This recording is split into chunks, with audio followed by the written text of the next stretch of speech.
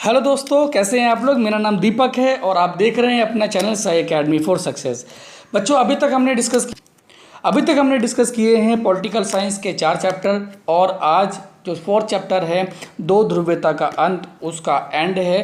तो अगर आपने पुरानी वीडियोज़ अभी नहीं देखी है तो मेरा आपसे आग्रह है, रिक्वेस्ट है कि पहले आप वो वीडियोज़ देख लीजिए ताकि आपको ये वीडियो समझ में आ जाए।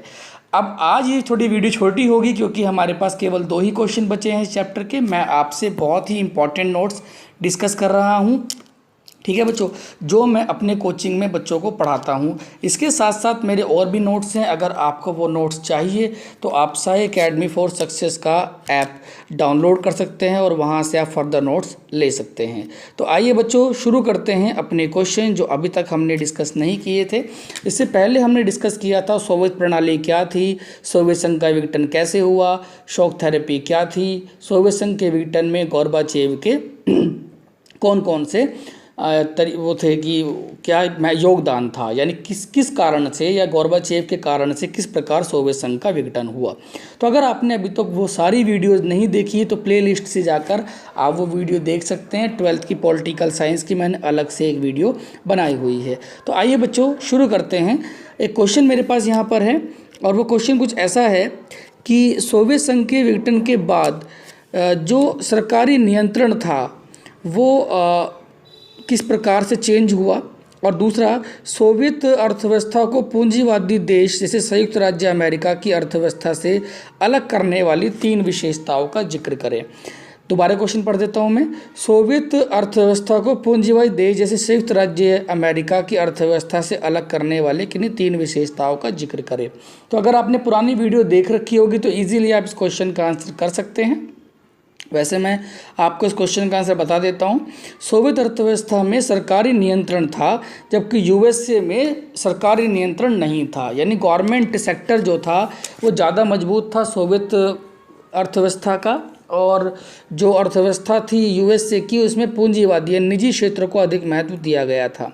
दूसरा पॉइंट है बच्चों, सोवियत अर्थव्यवस्था में प्रत्येक वस्तु का उत्पादन और वितरण सरकार द्वारा किया जाता था, जबकि जो आपका यूएसए है वहाँ पर निजी उद्योगों द्वारा वस्तुओं का उत्पादन और वितरण किया जाता था बच्चों।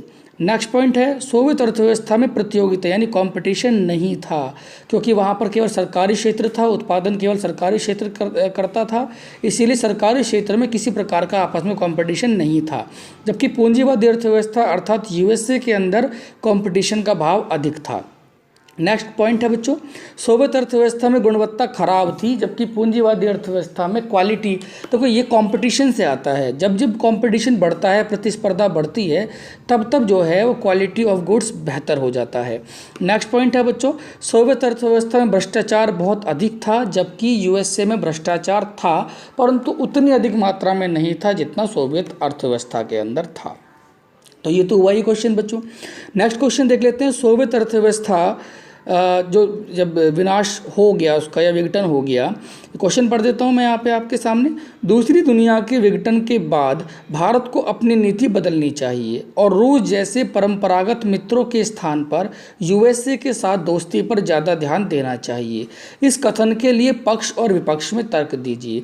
1989-90 में 1989 और 1990 के अंदर जब सोवियत संघ का विघटन हो गया तो भारत के अंदर भी 2 अलग अलग पक्ष आए। पहले पक्ष ने यह कहा कि भारत को एक अच्छे मित्र की भांति रूस यानी सोवियत संघ का साथ लगातार देना चाहिए, जबकि दूसरा पक्ष ये कहता था कि एक होशियार देश या होशियार व्यक्ति वही होता है जो मौके की नज़ाकत को समझते हुए अपनी प्लानिंग या अपनी योजनाओं में परिवर्तन लाए। अर्थात भारत को सोवियत संघ का साथ छोड़कर यूएसए के साथ मित्रता पर अधिक ध्यान देना चाहिए। तो ये जो पक्ष और विपक्ष में तर्क है वहाँ मैं 1 बाय 1 आपसे डिस्कस कर लेता हूँ। पहला है यूएसए के पक्ष में तर्क, यानी ऐसे लोग जो चाहते थे कि भारत को यूएसए की और मित्रता पर अधिक ध्यान देना चाहिए। उसमें पहला धड़ा यह कहता था कि सोवियत संघ के विघटन के बाद यूएसए एकमात्र महाशक्ति है और यदि भारत यूएसए के साथ मित्रता बढ़ाता है तो भारत जो है महाशक्ति के नज़दीक हो जाएगा, जिसका संभवतः भारत को लाभ मिलेगा। दूसरा भाग है, भारत और यूएसए दोनों के लिए आतंकवाद एक प्रमुख समस्या है। 9/11 की घटना, अब तो खैर ये सिलेबस से चला गया है, पहले सिलेबस में था, ये 3rd चैप्टर के अंदर था। 9/11 की घटना के बारे में जिक्र किया गया था। ओसामा बिन लादेन और ये सब चीज़ें भारत के भी उतने शत्रु हैं जितने अमेरिका के, तो दोनों को मिलकर आतंकवाद से लड़ना चाहिए। तीसरा, भारत के विकास के लिए विदेशी निवेश आवश्यक है और इसलिए भारत को यूएसए की दोस्ती पर ध्यान देना चाहिए। यानी विदेशी निवेश अगर भारत को चाहिए तो यूएसए की ओर उसको ध्यान देना आवश्यक है। तो ये तो हुई वो बात जो यूएसए के पक्ष में लोग कहते हैं। दूसरे वे लोग हैं जो रूस के पक्ष में तर्क देते हैं। पहला कि रूस भारत का पुराना मित्र है, इसलिए भारत को रूस पर ही ध्यान देना चाहिए और रूस से ही मित्रता आगे बढ़ानी चाहिए। दूसरा, रूस ने हमेशा यानी सोवियत संघ ने हमेशा ही भारत की सहायता की है। मैं आपको बता दूं 1971 के युद्ध में जब भारत और पाकिस्तान का युद्ध हो रहा था तो अमेरिका ने भारत को धमकी दी थी कि अगर भारत ने युद्ध जल्दी ही बंद नहीं किया तो उसे अमेरिका से मिलने वाली आर्थिक सहायता बंद कर दी जाएगी। परंतु रूस ने हमेशा भारत का साथ दिया है, एक्सेप्ट 1962 को छोड़कर, क्योंकि चीन भी साम्यवादी कंट्री था, तो इसलिए भारत की जो चीन से झगड़ा हुआ तो रूस ने भारत की सहायता, सोवियत संघ ने भारत की सहायता नहीं की, वो तटस्थ बना रहा।